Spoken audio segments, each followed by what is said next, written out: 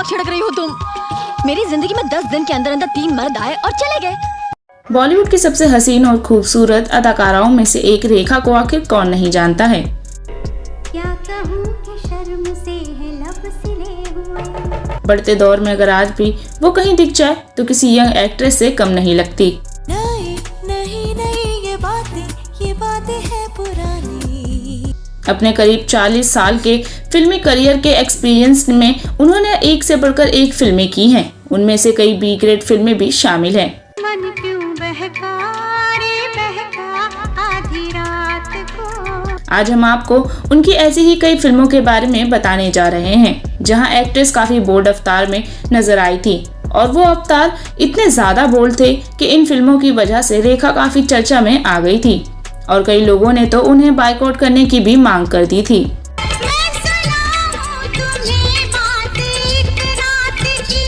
और रेखा की एक फिल्म तो इतनी ज्यादा बोल्ड थी कि जिसे सेंसर बोर्ड ने बोल्डनेस के कारण 10 सालों तक अटकाए रखा और उसे रिलीज होने ही नहीं दिया, जिसकी पूरी जानकारी हम वीडियो में बताएंगे।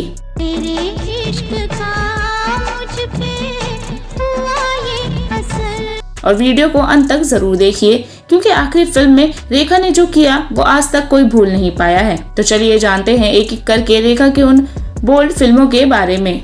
नंबर 1, खिलाड़ियों का खिलाड़ी। रेखा इस फिल्म में अक्षय कुमार के अपोजिट एक विलन के रोल में नजर आई थी, लेकिन लोगों की नजर उनके विलेनली पर नहीं उनके सेंसुअल सीन्स पर टिक गई।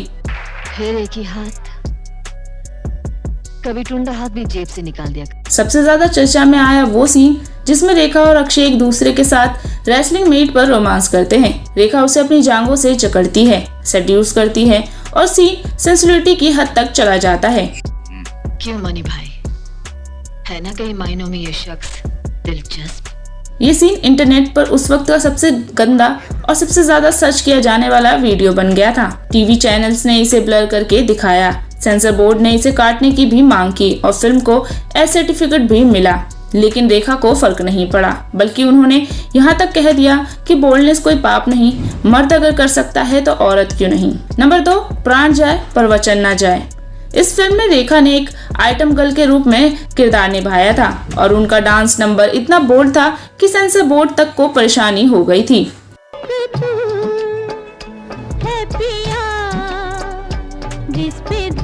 सुनील दत्त के साथ उनकी ऑन स्क्रीन केमिस्ट्री एक्सक्लूसिव थी। उनके लटके झटके कपड़ों का स्टाइल और अदाएं उस समय के लिए सबसे प्रोवोकेटिव मानी गई। तेरे पास भिखारी को भीख देने के लिए अपने कमाई की फुटी कौड़ी नहीं, मुझको क्या देगा डाकू। इस गाने को गांव में बैन कर दिया गया था। कई शहरों के सिनेमा घरों में पोस्टर फाड़ दिए थे। लोगों ने कहा रेखा अब संस्कृति की सीमा तोड़ चुकी हैं। नंबर 3, आस्था। रेखा इस फिल्म में एक आम मिडिल क्लास गृहिणी बनी थी, लेकिन कहानी एकदम आम नहीं थी। पति पत्नी के बीच की दूरी, आर्थिक तंगी और सामाजिक दबाव के बीच रेखा का किरदार प्रोस्टिट्यूशन की तरफ मुड़ जाता है, वो भी अपनी मर्जी से। मैं बाजार गई थी और मैं रोक नहीं पाई अपने आप को। और इस फिल्म में उन्होंने कुछ ऐसे बोल्ड सीन्स किए जो उस समय की इंडियन ऑडियंस के लिए एक कल्चरल शॉक थे। एक सीन में वो एक अजनबी पुरुष के साथ होटल रूम में जाती है और वहाँ जो होता है वो पर्दे पर बहुत ही खुलकर दिखाया गया। फिल्म के डायलॉग्स, उनकी बॉडी लैंग्वेज और रेखा का अनपोलोजेटिक अंदाज, इन सब ने इस फिल्म को बना दिया बोल्डनेस का परचम। कई महिला संगठनों ने इस फिल्म का विरोध किया और रेखा को भारतीय नारी का अपमान कहकर ट्रोल किया गया, लेकिन रेखा ने एक इंटरव्यू में साफ कहा, मैंने वही किया जो कई औरतें चुपचाप करती हैं, फर्क बस इतना है कि मैंने पर्दे पर दिखाया है। नंबर 4, उत्सव। उत्सव में रेखा ने एक तवायफ का किरदार निभाया था, लेकिन ये कोई आम तवायफ नहीं थी। फिल्म मिथोलॉजिक और इरोटिक दोनों था। कहानी और कामुकता, कला और सौंदर्य के संगम पर बनी थी। रेखा के शेखर सुमन के साथ जो सीन्स थे उनमें शरीर की भाषा और नजरों का खेल खुलकर दिखाया गया, जो आज भी सोशल मीडिया पर वायरल होता रहता है। फिल्म को आर्टिस्टिक एरोटिका कहा गया, लेकिन ऑडियंस और मीडिया ने इसे गंदी फिल्म करार दिया। रेखा ने तब कहा था, मैंने अश्लीलता नहीं कला का प्रदर्शन किया है, नजरें गंदी है कला नहीं। नंबर 5, 2 शिकारी। रेखा के बोल्ड फिल्मों में शुमार एक फिल्म अनजाना सफर भी थी, जो साल 1969 में रिलीज होने वाली थी, जहां इस फिल्म में रेखा के अपोजिट काम कर रहे थे एक्टर विश्वजीत।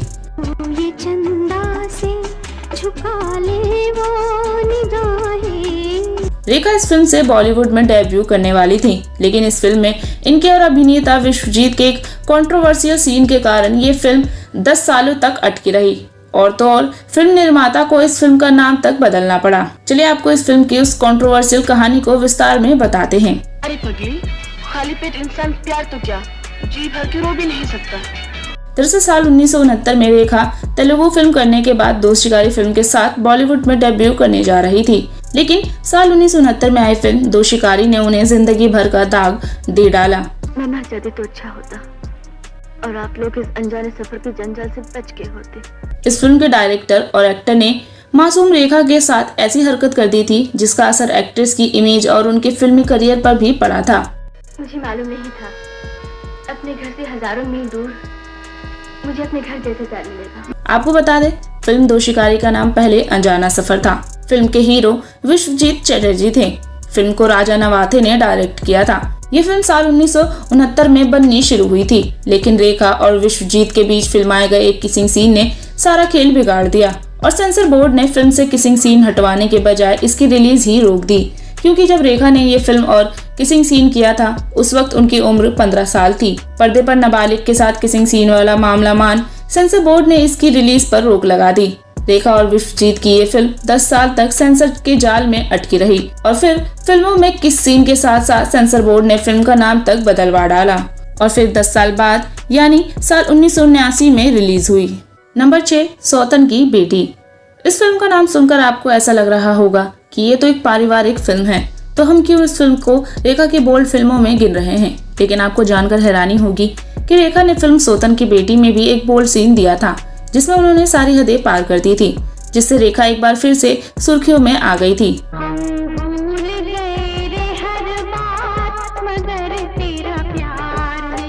दरअसल साल 1989 में आई फिल्म सौतन की बेटी में रेखा के साथ जितेंद्र और जया पर्दा लीड रोल में नजर आए थे। इस फिल्म में रेखा और जितेंद्र के बीच बाथटब सीन ने सबसे ज्यादा सुर्खियां बटोरी थी।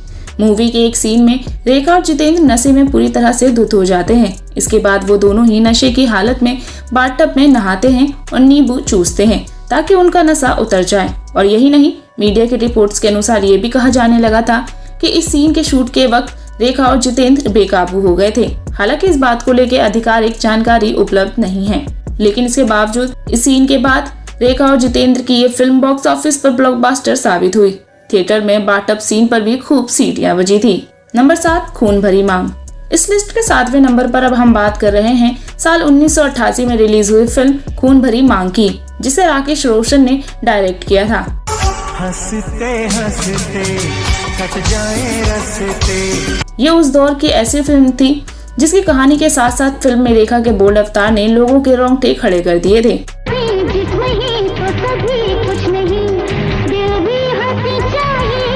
रेखा की इस फिल्म ने रिलीज होते ही बॉक्स ऑफिस पर तहलका मचा दिया था। फिल्म में रेखा का किरदार लोगों को इस कदर पसंद आया था कि ये फिल्म उस साल की 5वीं सबसे ज्यादा कमाई करने वाली फिल्म बन गई थी। रेखा के अलावा इस फिल्म में कबीर बेदी, सोनू वालिया, कादिर खान, शत्रुघ्न सिन्हा और सत्यजीत पुरी भी अहम किरदार में नजर आए थे। फिल्म में रेखा का किरदार एक विधवा औरत का था जिसे दोबारा प्यार होता है। वो शादी करती है, लेकिन दूसरी शादी के बाद उनकी जिंदगी एक खतरनाक मोड़ ले लेती है और उनके पति यानी कि कबीर बेदी उन्हें मगरमच्छ के पानी में डाल देते हैं, जिसकी वजह से उनका पूरा चेहरा खराब हो जाता है। तूने मरियम का दामन और सीता की गोद देखी है, दुर्गा और काली का रूप नहीं। लेकिन जब इनका इलाज होता है तो एकदम से ये चेंज हो जाती है और सीधी सती सावित्री लेडी से स्टाइलिश क्वीन बन जाती है। और उस दौरान दिए गए कुछ बोल्ड फोटोज और इनका ट्रांसफॉर्मेशन दर्शकों के रोंगटे खड़े कर देता है। Number 8, Kamasutra, a tale of love. Rekha ने इस फिल्म में एक ऐसी महिला का किरदार निभाया जो फिजिकल रिलेशनशिप से जुड़े एजुकेशन और सेंसुअल आर्ट सिखाती हैं। फिल्म को इंटरनेशनल स्केल पर शूट किया गया था और इसे भारत में बैन कर दिया गया था। रेखा के डायलॉग्स बोल्ड थे, सीन्स इंटेंस थे और किरदार पूरी तरह से एक नई दुनिया से जुड़ा था। उन्होंने यंग लड़कियों को सिखाया कैसे शरीर और मन को संतुलित किया जाए। ये फिल्म जितनी आर्टिस्टिक थी उतनी ही कंट्रोवर्शियल भी। रेखा पर धार्मिक संगठनों ने हमला किया और कहा ये फिल्म भारतीय संस्कृति का अपमान है, लेकिन फिर भी रेखा अपने किरदार पर अड़ी रही और उन्होंने कहा मैंने सिर्फ वही दिखाया है जो हमारी परंपरा में था, लेकिन जिसे हमने ढक रखा है। वेल, इन फिल्मों ने भले ही रेखा को गंदे फिल्मों की हीरोइन बना दिया हो, लेकिन सच्चाई ये है कि रेखा ने हर सीन, हर किरदार को उसी इंटेंसिटी से जिया है जैसा कि एक सच्चा कलाकार करता है।